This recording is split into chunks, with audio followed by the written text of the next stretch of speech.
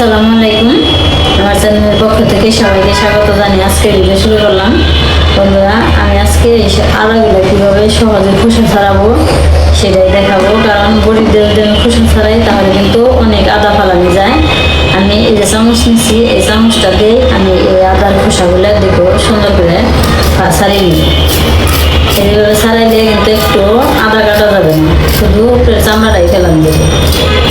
বন্ধুরা, আমি অনেকদিন ধরে ভিডিও দিতে পারি না, এই জন্য আজকে মেয়ের বাসায় আসছি, ছোট্ট একটা ভিডিও দিই। বন্ধুরা, কত সুন্দর এই শুধু উপরের পাতলা চামড়াগুলাই ফালানো গেল, একটু আদাও কিন্তু কাটা যায় না। এই দেখো বন্ধুরা, কত সুন্দর করে আদার খোসার আমি ছাড়িয়ে নিলাম, একটু আদাও কিন্তু ফালানো যায় না। পানিতে রেখে দেবো। এই কত সুন্দর করে আমি আদার খোসা ছাড়িয়ে নিলাম।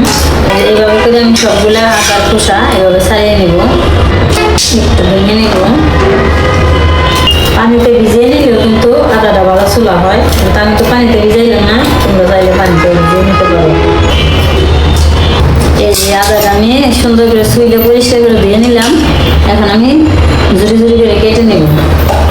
ঝুড়ি ঝুড়ি করে কাটলে কি পাতার সুবিধা হবে।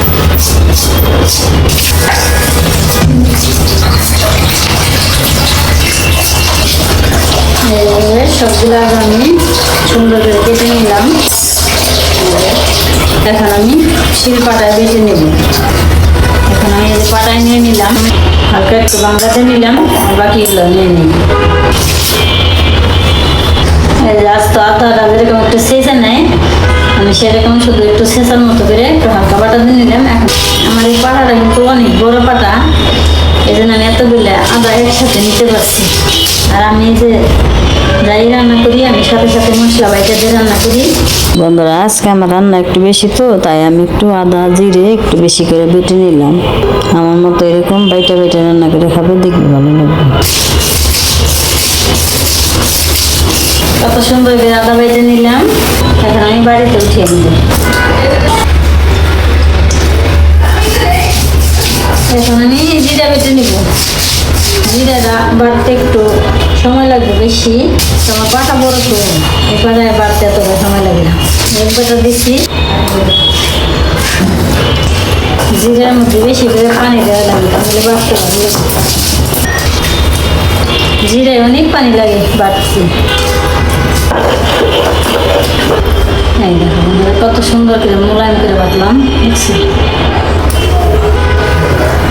এখন আমি যে আদা বাটার এক সাইডেই জিরা বাটাটা রেখে দেবো। এই যে কত সুন্দর করে আদা আর জিরা আমি বেটে নিলাম। আজকে আমার মশলা বাটার ভিডিও কেমন হলো অবশ্যই কমেন্টে জানাবে। আর এতক্ষণ কষ্ট করে ধৈর্য ধরে ভিডিওটা দেখলে সবাইকে অনেক অনেক ধন্যবাদ। তাহলে আজকে ভিডিও এখানে রেখে দিলাম। সবাই ভালো থাকবে, সুস্থ থাকবে, সাবধানে থাকবে। আল্লাহ হাফেজ, আসসালামু আলাইকুম।